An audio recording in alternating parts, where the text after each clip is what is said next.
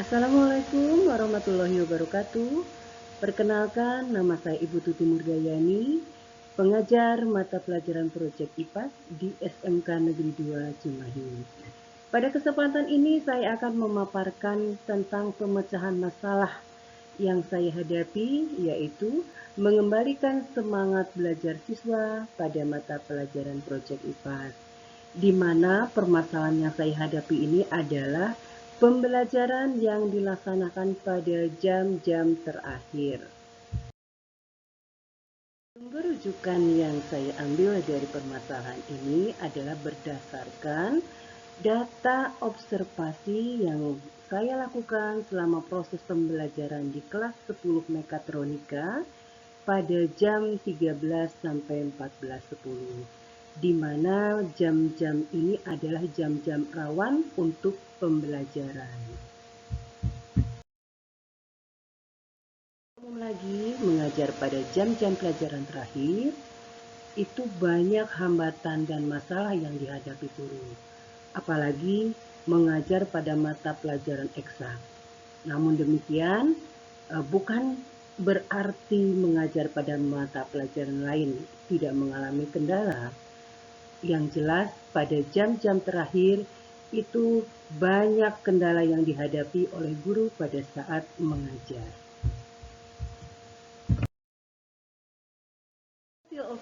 Observasi selama pembelajaran, jam-jam terakhir sangatlah mempengaruhi semangat belajar siswa. Hal ini dapat kita lihat dari kondisi siswa, seperti kelihatan lesu, kurang bergairah, bahkan ada yang mengantuk dan tertidur di dalam kelas. Kemudian banyak siswa yang minta izin keluar dan bahkan tidak kembali ke kelas, bahkan sengaja berlama-lama di luar kelas untuk menghindari belajar di jam-jam terakhir.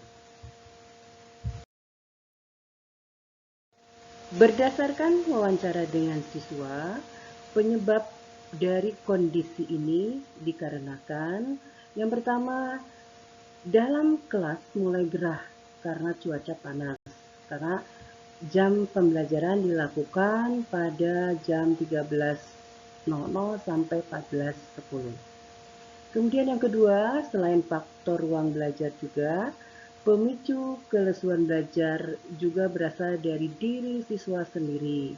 Misalnya kurang tidur, begadang, bermain gadget, menonton televisi sampai malam, kemudian tidak sarapan pagi, tidak sempat jajan di sekolah, dan masih banyak lagi. Kemudian yang ketiga, pembelajaran sebelumnya kosong.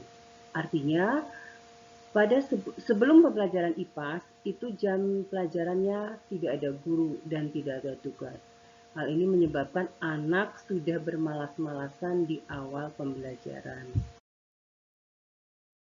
Akibat dari hal tersebut, suasana pembelajaran menjadi tidak kondusif dan kurang efektif dalam mencapai tujuan pembelajaran. Artinya, tujuan pembelajaran tidak akan menjadi maksimal. Hal ini tidak mungkin dibiarkan dan berlangsung terus-menerus.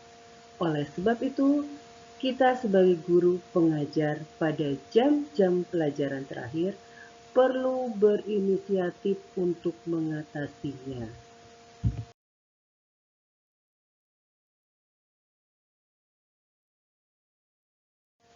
Pada kondisi darurat ini, saya katakan ini adalah darurat karena memang tidak selamanya anak dalam kondisi bermalas-malasan atau lesu pada saat jam terakhir ya.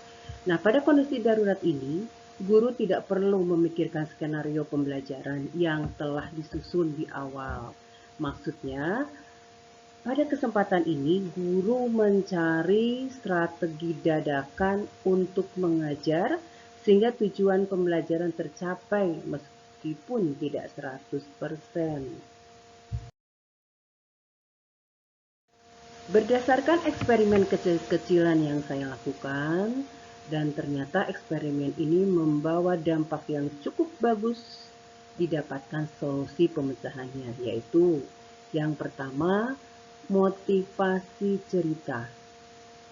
Motivasi cerita adalah menceritakan pengalaman nyata siswa sehari-hari yang berkaitan dengan materi pelajaran yang akan diberikan kepada siswa.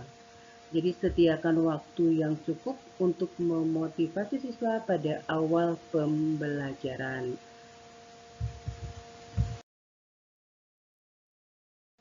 Solusi yang kedua yaitu membangun interaksi dengan setiap siswa.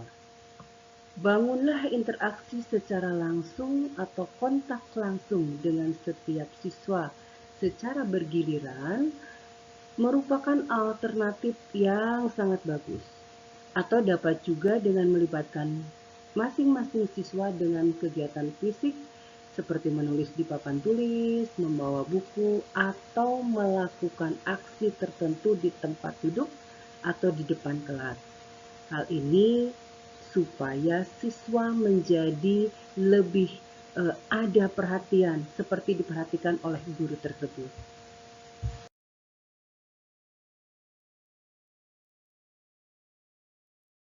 Ketiga adalah melakukan permainan sederhana. Jika kondisi siswa disadari oleh guru ketika memasuki kelas tidak menguntungkan karena jam-jam terakhir tersebut, maka tidak ada salahnya guru membawa siswa untuk melakukan permainan yang berkaitan dengan pelajaran. Misalnya hanya untuk sekedar tepuk tangan, kemudian menoleh kiri dan kanan, atau yang kita sebut dengan kegiatan ice breaking.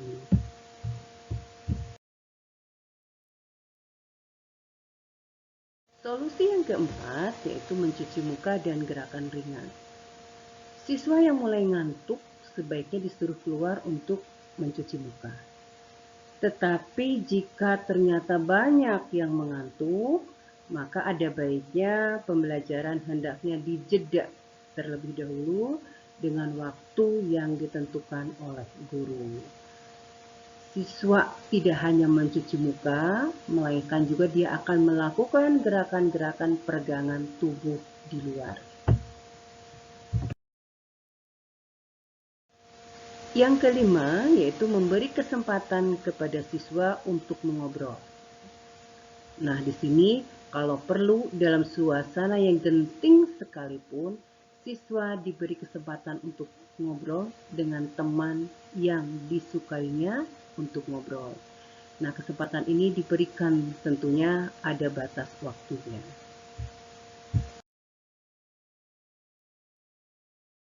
Berikutnya adalah belajar di luar ruangan kelas. Sesekali tidak ada salahnya juga kalau mengajak siswa belajar di ruang kelas, seperti di bawah pohon yang rindang atau di tempat teduh. Untuk melakukan hal ini memang perlu penyediaan papan tulis mini sehingga dapat memberikan materi pelajaran layaknya di dalam kelas. Tetapi tidak dengan papan tulis pun kita mengajak siswa untuk berdiskusi di luar kelas, itu merupakan solusi yang ternyata setelah saya lakukan sangat berdampak kepada siswa. Solusi yang terakhir adalah stressing. Memang pada saat ini semakin gencar himbauan untuk menciptakan suasana pembelajaran yang ramah anak, menjauhkan pendidikan dari irama kekerasan terhadap anak.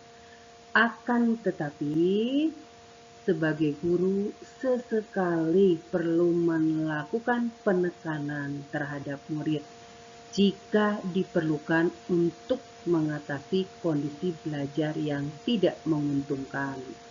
Tentunya hal ini harus berada pada koridor batas kewajaran. Dan ini tentunya merupakan solusi terakhir jika memang dari solusi dari 1 sampai yang 6 tadi tidak menguntungkan untuk kita lakukan.